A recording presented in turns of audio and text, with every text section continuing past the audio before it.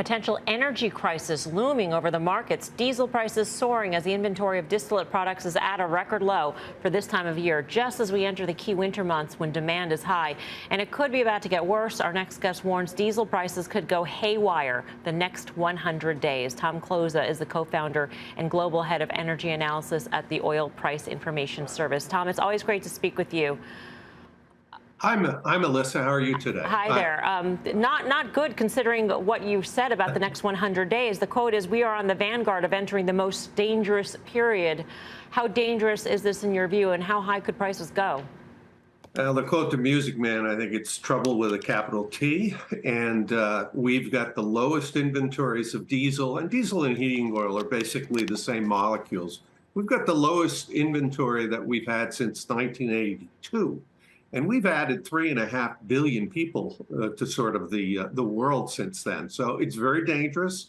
We've already seen numbers that are trading $50 to $100 a barrel above the price of crude oil, and it can go parabolic some more. I'm sure if you had your technical analyst, he could talk about the potential for it trading at $2 and $3 above the futures price, and the physical numbers are already there right now.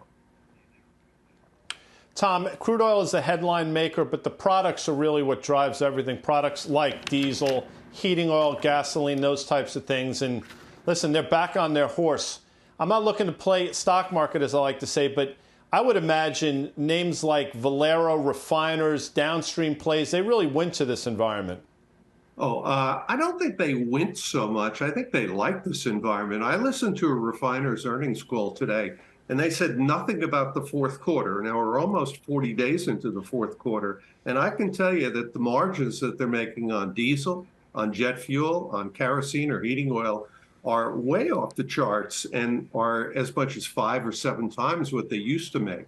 I think they probably fear that somewhere along the lines in the energy transition that this will hasten us weaning off of fossil fuels, but that's not going to happen for the next 14 months, and probably doesn't really change until 2024 when we get a bunch of world-class new global refineries in Asia, in the Middle East, that really make some more molecules that we'll need by then.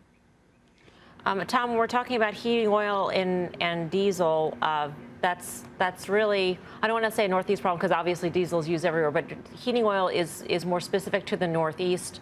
And so the way consumers will experience this will be higher heating bills for their home, will be surcharges on shipments and things like that. How will the global market react? And what do you think we'll see in Europe in particular when it comes to this energy crisis? Well, it's very insidious to inflation. I mean, in the Northeast, you still have millions of people who have heating oil. And I talked to one last week that had a delivery at $5.90 a gallon. Now, in a typical winter, you might use 700 gallons, so you can do the math. And in Europe, Europe is really dependent upon Russia, or it has been dependent upon Russia for the last few years. And we don't know what's going to happen December 5th. There's 2 dates, Melissa, we need to keep in mind. December 5th is the date that the European Union wants to boycott Russian crude oil. February 5th is the date that they want to boycott Russian refined products. And we've never been through anything like this before. We've got a desperate despot in Vladimir Putin, and who knows what he may do, or he may try for retribution in some area. Tom, thanks for your insight. We appreciate it. It's such a warm thought, coming into the winter, isn't it? It's tough. It really is. Well, at least it's 70 degrees in New York, so maybe the heating oil bill won't be so bad this winter after all. Great to speak with you, Tom. Appreciate it. Guy, I'm going to ask you to play stock market then, after hearing what Tom said. Where do you think investors should be if this scenario plays out that Tom is outlining? Yeah, hopefully the places that we've been telling people to be for quite some time. I mean, between Exxon, ConocoPhillips, and Chevron all making new all-time highs over the last couple of days, levered names like PSX, refiners like Valero, Karen's OIH, which is now up, I want to say north of 50% in little over a month.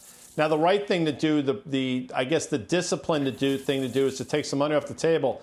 I don't think that's the right thing to do, those environment. I think there's going to be a next leg higher that nobody sees coming. Guy saying throw caution to the wind, Bonawyn, when it comes to this trade. I mean, he said a lot of things, and a lot of them made sense. You sound surprised. No, wait, hey, Guy, don't let them drive a wedge between us. We've got a great thing going on here. So the refiners, you mentioned the refiners a couple times in your question to Tom, and then you repeated them again. And I think, it's particularly reading his research report, they're the big winners here. And I think you probably continue to stick with those names. I think Karen also has done a great job with OIH. And if you want to kind of move up the spectrum and be right there with the E&P names, I still think those have a bit to run.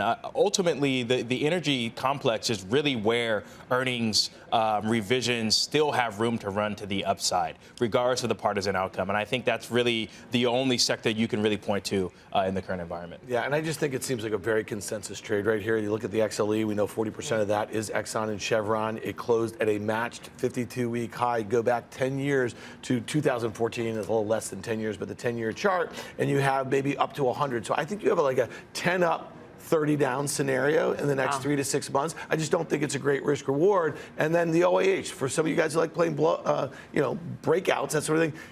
Do these things look like great technical breakout candidates? Maybe, but they've also had these 30, 40% swoons after they've gotten to levels like this over the course of last year. So I'd just be very careful. It seems consensus right here. So Karen's OIH trade has been mentioned several times. Thank you for calling it my OIH trade. Your OIH trade of, a lot over the past month, 47%. What do you do with it? I think you got to take some money off the table, probably selling upside calls that are probably a little bit pumped. That's what I would look to do. I have what we call a Texas hedge on, which is long and long, which is the XLE, similar chart. So I agree with Dan. I gotta sell little upside calls there. Bonawyn, you raise your hand, so I will call on you. So quick question. If we think that there's a probability of going to the upside from now to over the next 3 months, and it's not going to happen, and we're taking chips off the table in energy, where's the rally coming from? Well, here's the thing. I'll answer that question. I mean, energy is less than 5% of the S&P 500 is weighting in a disproportionate amount of the earnings growth that we've seen in the S&P this year. That's expected to trail off in Q2 of next year, okay, assuming that, there's no new war or something like that or whatever. And then the stuff that, that's acted really poorly, mega cap tech, should be the thing. So I think you'll see a rotation back into some of those leaders in the prior, leg.